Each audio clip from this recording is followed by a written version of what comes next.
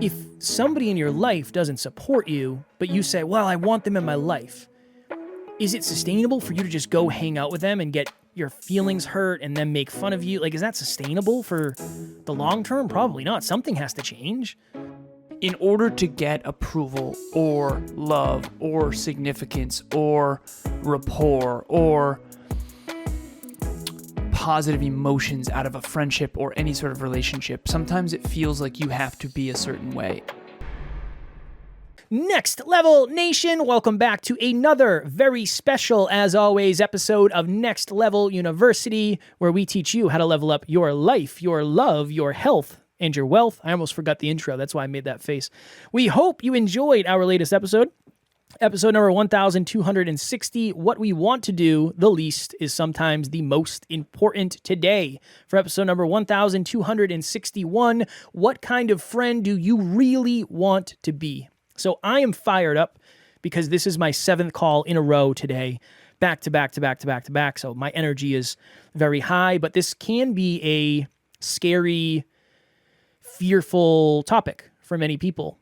The reason I wanted to do this episode is because I think that for many of us, we don't really know who to be for certain people. There are certain people in our lives where you have to be a certain type of person. You have to text somebody back in a quick manner. You have to show up to something even if you don't want to. With other people, you don't have to do that. You can just say, hey, I know Emilia's done this. Hey, I'm going to go on a social media purge or a friend purge where I'm not really going to message people for a couple weeks so I can get my stuff together. The real reason I wanted to do this episode is because I think this is something that people don't talk about enough. And I have a very unique perspective and experience with this. But at the end of the day, my question for all of us is, what kind of friend do you really want to be? Now, obviously, that's a fine line, and you can take that off the rails. But as a dream chaser, Alan and I, as entrepreneurs, my friendships have changed drastically over the last 6 years. And I will tell you, the friendships that are the strongest are the friendships where I can actually be the type of friend that I want to be, the type of friend that is sustainable for me. I'm not the type of person that's going to answer a call Wednesday at noon. It most likely isn't going to happen. But you better believe I am the type of person that wants to see you win, and I am the type of friend who wants to support you. That just looks a little bit different to me. I know we've been talking about this a lot. We were talking about the wedding invitations for Alan and stuff like that, but I just thought this topic, especially for our audience and our community, deserved an episode of its own, because I think there is pressure to be a certain way, to text somebody back immediately when they text you, or if, God forbid, if you miss somebody's call and you don't call them back right away. And here's the interesting thing.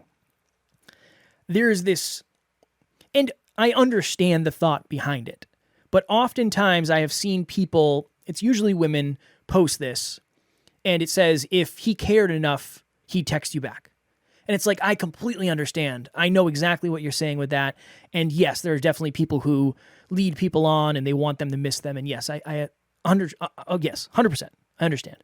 But I also think that as a dream chaser, there are times where you're going to get caught up in life, and you're going to get caught up in your dreams, and you're going to get caught up in yourself, and you're going to get caught up in overwhelm, and you're going to get caught up in your own feelings, and you messaging somebody back right away is just not going to be sustainable. So I completely understand where that message is coming from, because I do believe at times people are being led on, and that's a good reminder that, hey, if somebody really cared about you, they'd make time for you. I understand, and I think as a blanket statement, that is true. But as a dream chaser, it's going to be different, and there's different levels of that. So am I afraid to say everything I just said? Yes, because I understand it can come off in a certain way, but I also want you, as a community member, as a family member of ours, to be able to set boundaries and say, look, this is the type of friend I actually want to be. I would like you to be the type of friend you want to be. Does this still work? And does it still make sense? Yeah, and that's huge, because you can spend the rest of your life trying to be something that you're not. And it feels at times, like you're always up against this. Like you're always, in order to get approval or love or significance or rapport or positive emotions out of a friendship or any sort of relationship, sometimes it feels like you have to be a certain way. And I think that while unconditional love, I do believe exists on a spiritual level, and I do believe that there are many friends or family members that we maybe don't see that often anymore, but we still love them unconditionally on that level. But when you're in the actual relationship in the practical real world, there are some conditions that come with it. And I was telling Kevin, sort of when we were preparing for this episode, that there's this one deeper understanding that I've come to that I think is massively useful and massively beneficial when it comes to the permission to be yourself. Being yourself for some reason can feel like the hardest thing in the world. I have one client right now that's going through something with a friend of hers, that they have a disagreement about something, and this one deeper understanding would help them so much. So the way I see it is there are two paradigms that every human being has at some level, and we are all both. So I want to make that clear. We all have both. But which one do you, if it's a Libra scale, which one is the heavier paradigm? And by the way, a paradigm is just a fancy word for a belief about life. Okay? I think of, on the left, you've got a relationship paradigm. These are people who really focus on and unconsciously are optimizing for their friendships, for their intimate relationship, for their family, for their future family. They make a lot of their decisions based on what their friends are doing. When your friends go to a concert, you suddenly are interested in that concert. When your friends start listening to new music, you start listening to that music. And all of us have that to some extent, 100%, okay? And I lived a lot of my life in what I would call a relationship paradigm bucket with this other paradigm at my core, and I always wondered why I didn't really fit in. And now I really feel like I understand it, finally. And maybe you feel similar. The other paradigm is a growth paradigm. So the only difference between a relationship paradigm and a growth paradigm is that the growth paradigm does have high self-belief, and the high self-belief creates some direction and goals. So if you have goals and direction, and not just talking about it, but really like actually do have dreams and goals, and you're really working towards those, it's going to be really difficult to coexist with people who are mainly focused on relationships who don't have goals. And so on the relationship side, and this is the only difference, relationship paradigm, it doesn't mean relationship paradigm doesn't grow. The relationship paradigm grows as a byproduct of their relationships. The growth paradigm's relationships are a byproduct of their growth. And I'm going to use Emilia as an example. I know she wouldn't mind. Hi, my name's John Laredo, and I just wanted to give a big shout out to Kevin Palmieri. I had reached out to him. He had been referred to me when I had shared with a friend of mine some interest in doing a podcast, and he said, "You've got to use Kevin. He's fantastic. He's the best around. He'll get you started and off the ground and soaring high in no time." And take it from somebody who knows nothing about podcasting other than maybe saying a few things. But as far as behind the scenes, the startup, everything, I knew nothing. Kevin was phenomenal in terms of leading me through the whole process, and not just easy to work with, but really, really knows his stuff. A great combination between leading me through all the stuff I had no idea what I was doing, but also really listening to me and understanding what it was I was trying to accomplish and what my vision is. So whether you're looking for somebody to help you and get you started, or somebody, as I've done, where I'm putting it entirely in his hands because I've got total trust and confidence in him, and he is a true pro and easy to work with, any of those ends of the spectrum, you're going to have a lot of success and a lot of fun working with Kevin. Trust me. Thanks. Emilia is personally the most growth-oriented person I've ever met, and I've unpacked this every which way. Like, why? What's different? What is it? Self-belief. She has a lot of self-belief. She has very large goals, not just for herself, but for everyone, for others, for the world, making the world a better place. The best person I've ever met. Hands down, it's unbelievable. Now, obviously, she's the love of my life, so I'm biased, but I'm telling you, I've never seen this person hurt a soul, at least not intentionally. And this is so fascinating for me, because when I met Emilia, it really opened my eyes. Because I've never met someone who's more intentional and sweet and conscious of her choices. She doesn't want she'll make sure she pulls out of the garage very slowly just in case there's a bunny who runs out of the bushes. Like, she doesn't want to hurt bunnies. She recycles always. She's the most wonderful soul. And I would see these people are very upset with her. And I would study, like, what? I don't understand. Like, I don't get it. Why are they upset with her? She's the most wonderful human being. I know why they're upset now. Because Emilia's primary focus is growth. And Emilia doesn't, whether she means to or not, she doesn't value what the other people that she has relationships with value at the same level they do. And so this is where it comes full circle. If you value what someone else values, you will get along really easily. It'll come naturally. If you do not value what someone else values, it's going to feel to them like you don't care about them.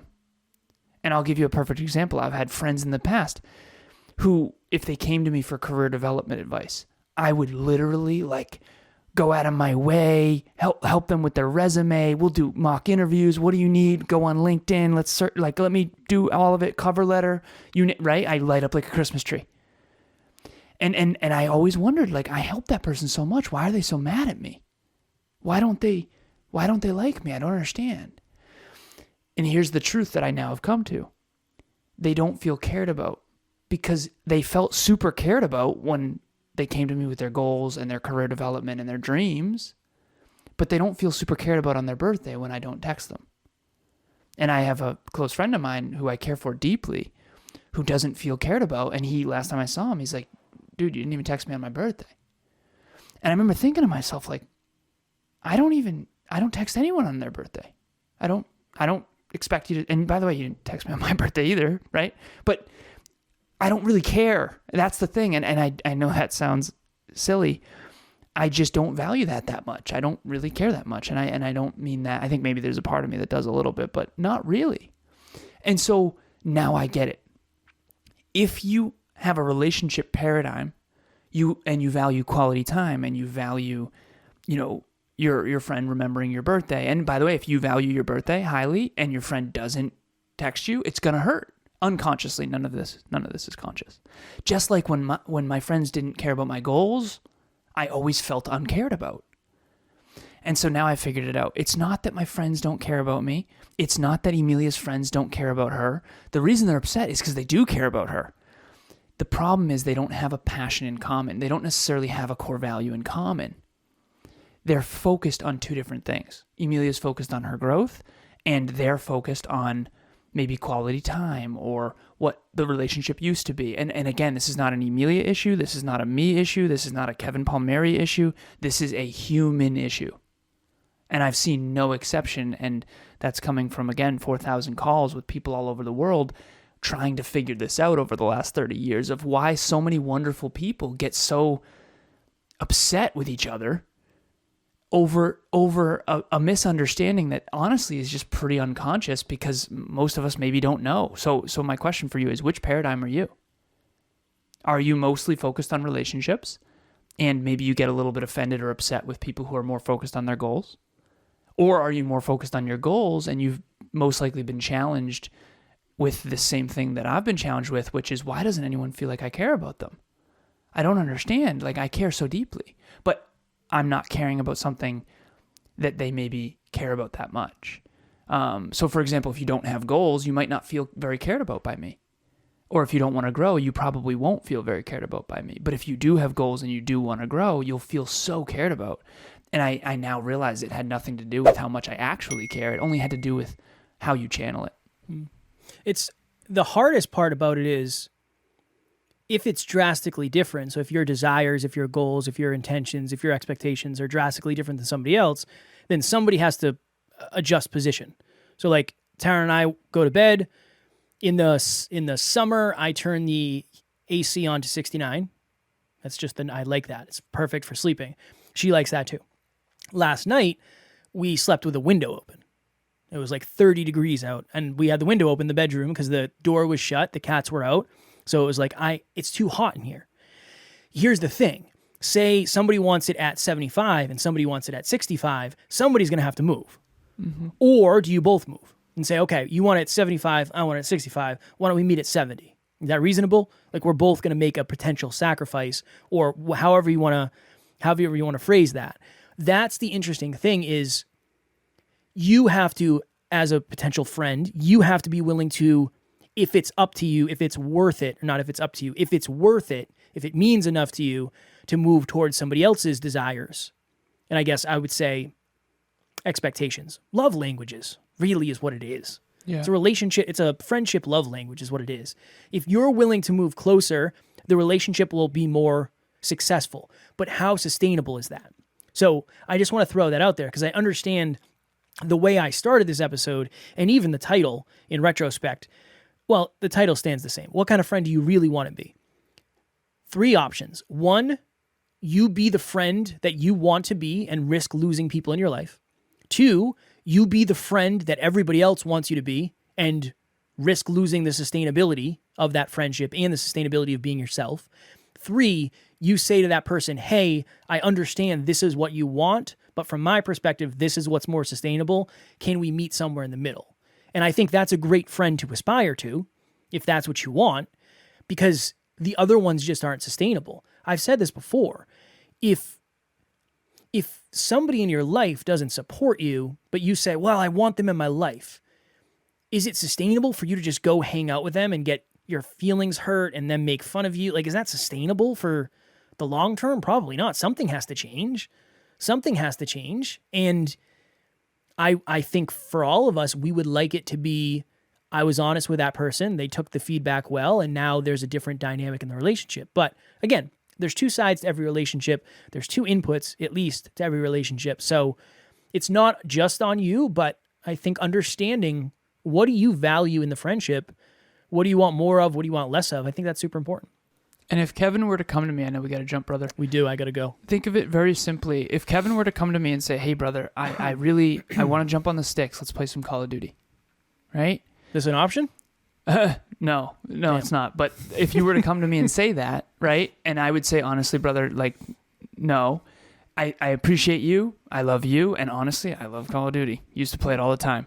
But I'm going to fall down the rabbit hole and end up playing video games all the time. That's not aligned for me. Kevin's going to feel at least a little bit not cared about. At least a little bit. But it has nothing to do with how much I care about Kevin. I'm not playing Call of Duty with anyone. I'd push you to risk it. I'd say, well, I'm going to give it give it a go. But just take a little bit. If Kev were to find out that I was playing Call of Duty all last weekend with someone else, then he would be like, ooh, maybe he doesn't care about me. So again, none of this is conscious. Remember, relationships are built on a common core value. Or a common core goal, or both. And we don't see it that way because it's mostly flying beneath the radar. And so hopefully on this episode, you can be more hyper conscious of that. What are your plans for tonight? You jump on the sticks, a couple of games, 2 tree. 2 tree games. Burger King and Call of Duty. Yeah, I agree. I think one of the other interesting things too is, and this is why I always say, are the people in your life the best from your past or the best for your future? If you're evolving and you're not redesigning your relationships, that's where things get a little wonky. They can get a little wonky. So, full disclosure, I don't know what we're doing for next episode. I haven't chosen the title yet. It's going to be a good one. That's it. That's what I have for you. I'm out here jeffing a little bit. Look, this is my 7th call back to back today, son. I saw that schedule of yours. Looking a little late. No, I'm just kidding. I was busy playing Call of Duty. Yeah. Well, I'm just joking. No, I'm out here jeffing, and I did not come up with Wednesday's title. I'm sure it'll be good. I had a couple ideas, but I just don't want to say something that I haven't really thought about. So tomorrow we'll have a great episode. We're not going anywhere. We're not going to miss. I just don't know what it'll be. As you know, April 1st, 2023, Next Level Live, Worcester, Massachusetts. 97 human beings in a room focused on growth, focused on relationships, focused on wealth, focused on getting to the next level and improving as a human being, but being safe and feeling included and feeling like you belong while you do it. Link is in the show notes. As always, we love you, appreciate you, grateful for each and every one of you. And at NLU, we do not have fans, we have family. We will talk to you all tomorrow. Please reach out